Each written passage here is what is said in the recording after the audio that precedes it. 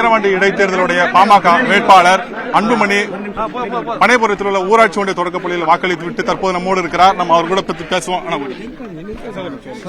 Sir, இப்ப இந்த விக்கிரவாண்டி இடைத்தேர்தலில் வந்து என்ன மாதிரியான வாக்குறுதியை கொடுத்து பிரச்சாரத்தில் ஈடுபட்டீங்க?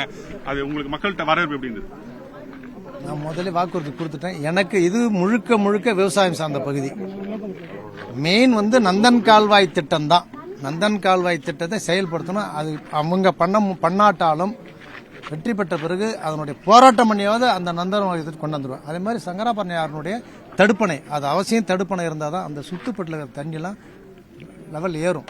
ஆனால் அது ஒரு தொழிற்சாலை இப்போ எங்க இருக்குது ஒரே ஒரு சக்கர ஆலை தான். அதில் 300 பேர் தான் வந்து பர்மனெண்ட் எம்ப்ளாயி.